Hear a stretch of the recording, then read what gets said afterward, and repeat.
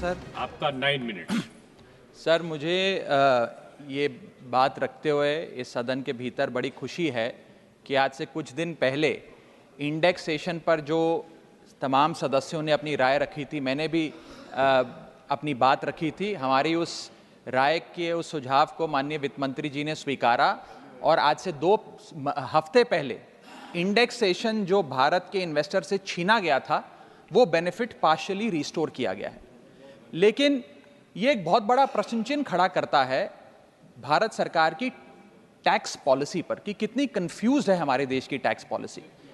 23 जुलाई 2024 को आप कहते हैं कि हम भारत के इन्वेस्टर से इंडेक्सेशन वापस ले रहे हैं और ठीक 2 हफ्ते बाद 6 अगस्त को कहते हैं नहीं वापस नहीं ले रहे, इनको वापस पहुंचा रहे हैं। ये दिखाता है कि जब आप बिना सोचे समझे या किसी अर्थशास्त्री की राय पर नहीं, जिन लोगों को अर्थशास्त्र के बारे में जानकारी नहीं है, उनकी राय पे अगर बजट बनाएंगे तो इसी प्रकार के फ्लिप फ्लॉप्स देखने को मिलेंगे। सर, मैं बताना चाहता हूं कि इंडेक्सेशन को भारत के निवेशक से छीनना उसकी कमर तोड़ने जैसा है।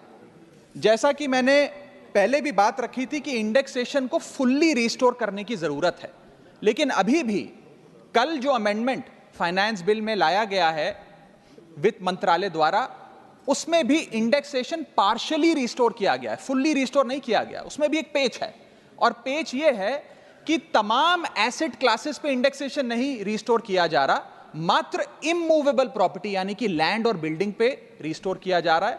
और दूसरी चीज, 23 जुलाई 2024 के बाद खरीदे गए किसी भी एसेट में, किसी भी इन्वेस्टमेंट पर इंडेक्सेशन नहीं दिया जाएगा। मैं आज आपके माध्यम से सरकार से मांग करूंगा कि इंडेक्सेशन को फुल्ली रिस्टोर किया जाए, सारे एसेट क्लासेस पर रिस्टोर किया जाए और 23 जुलाई 2024 के बाद खरीदे गए, बाद निवेश किए गए एसेट क्लासेस में भी इंडेक्सेशन का बेनिफिट मिलना चाहिए।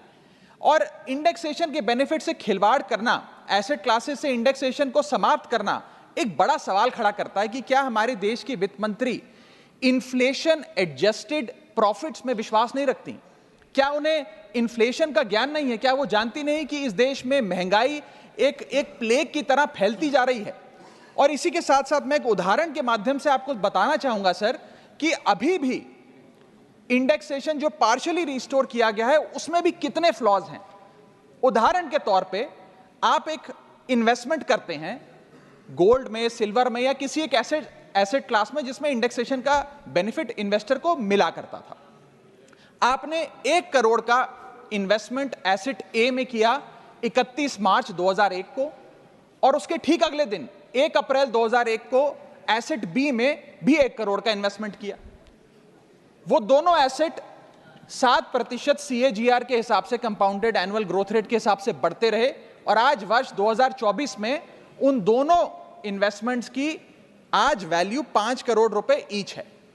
अब आप ये दोनों एसेट ए और एसेट बी बेचते हैं बाजार में वर्ष 2024 में और दोनों पे अलग अलग टैक्स आपको देना पड़ता है। ये मैं आपके सामने दर्शाना चाहता हूं। जब आप एसेट ए बेचते हैं जो आपने 31 मार्च 2001 को खरीदा, यानी कि 1 अप्रैल 2001 से पहले, तो आपको इंडेक्सेशन का फायदा मिलेगा। यानी कि आपका सेल प्राइस होगा 5 करोड़, आपका परचेस प्राइस है 1 करोड़, लेकिन इन्फ्लेशन एडजस्टेड परचेस प्राइस आपका 3 करोड़ 63 लाख माना जाएगा। यानी कि 5 करोड़ माइनस 3 करोड़ 63 लाख, आपका प्रॉफिट हुआ 1 करोड़ 37 लाख। उस 1 करोड़ 37 लाख पे 20% के हिसाब से आपको 27 लाख 40 हजार रुपए टैक्स देना पड़ेगा अगर आप एसेट ए बेचते हैं।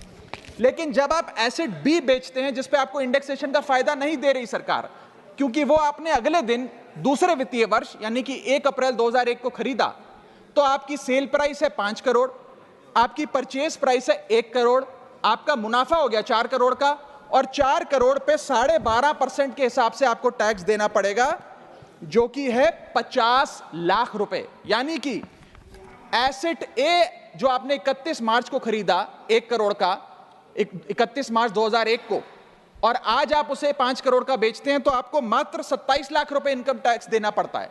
लेकिन जो अगले दिन आपने 1 करोड़ रुपए का निवेश किया 1 अप्रैल 2001 को और उसको 2024 में बेचते हैं तो उस पर 50 लाख रुपए का टैक्स देना पड़ता है।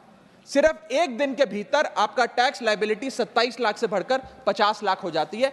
यह है इंडेक्सेशन का खेल। इसलिए मैं सरकार से अनुरोध करूंगा कि इंडेक्सेशन को सारे एसेट क्लासेस पे रिस्टोर करना चाहिए और कोई कट ऑफ डेट 23 जुलाई के पहले खरीदा गया एसेट और 23 जुलाई 2024 के बाद खरीदा गया एसेट, इस प्रकार की कट ऑफ डेट नहीं होनी चाहिए। Sir, inflation is taxation without legislation.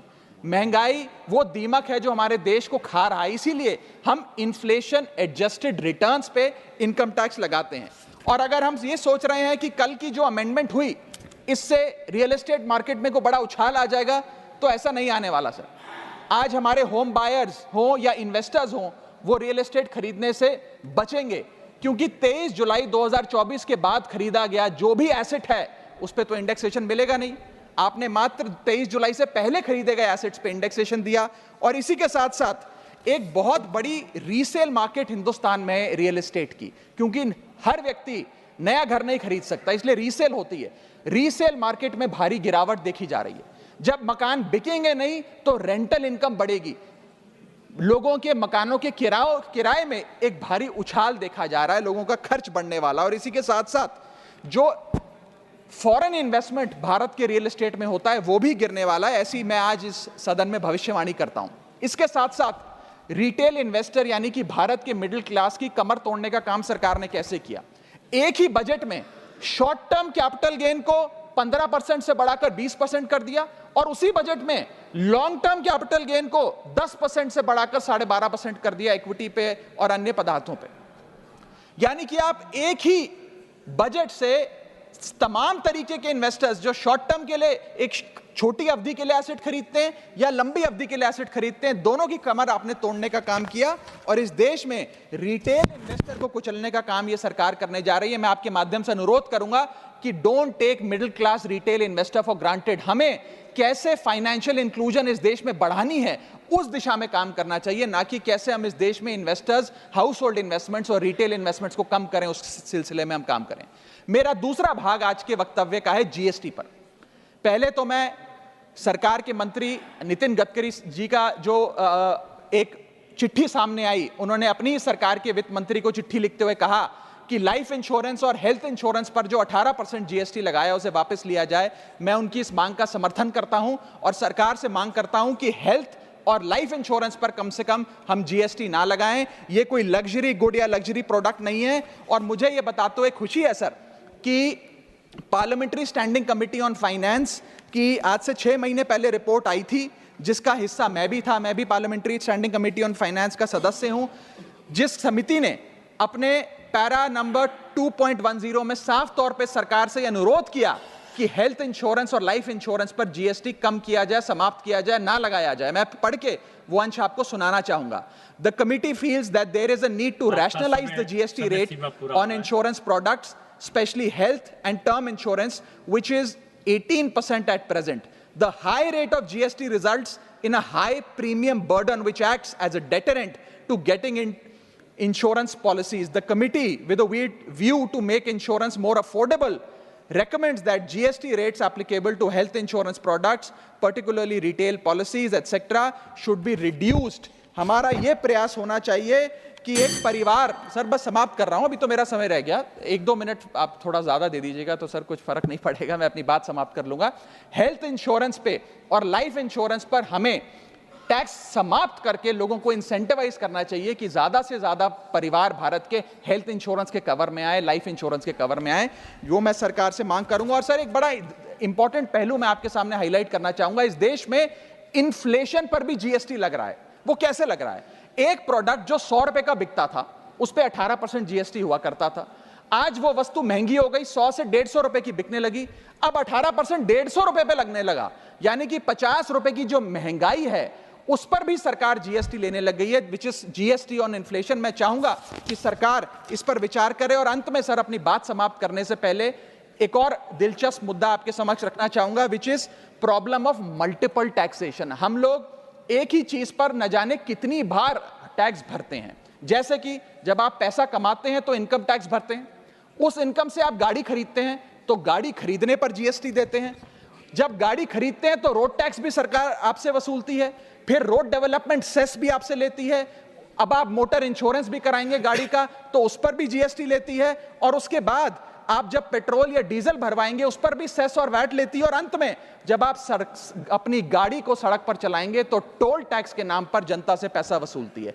That is multiple taxation points. इतने सारे टैक्सेशन ओवरलोड कर कर हम इस देश के आम आदमी का खून चूस रहे हैं सर। और सबसे बड़ी प्रॉब्लम इस देश की आज जो बनती जा रही है आम आदमी के लिए वो है टोल टैक्स।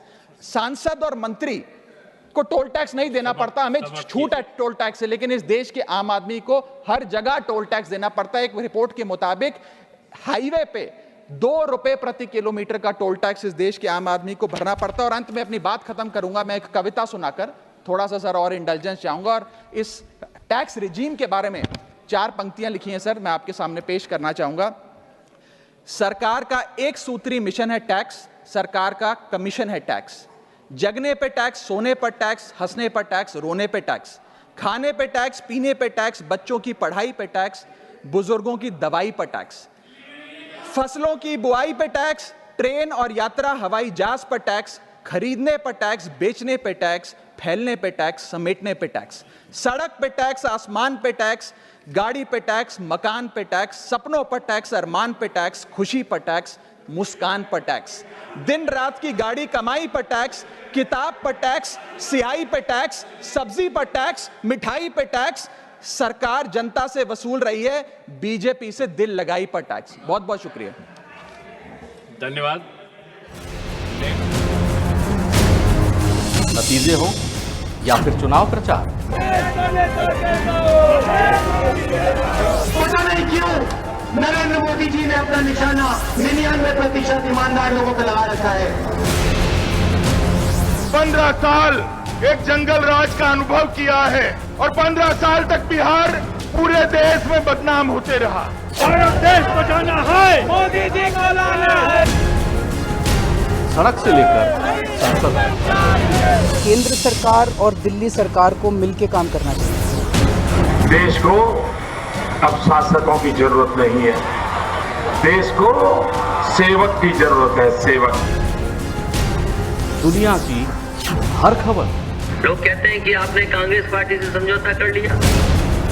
हमने कहा समझौता इसलिए कर लिया कम से कम कोई बात पक्की हो जाए कि आने वाले समय में समाजवादी और कांग्रेस की सरकार बनने जा रही है। करोड़ जनता में जो जबरदस्त नाराजगी व आक्रोश व्याप्त है वह किसी से छिपा नहीं। दंगा हम लोग नहीं करते हैं, हमारी संस्कृति दंगा संस्कृति नहीं है। अब आपके मोबाइल पर लॉग ऑन करें A to Z News.com।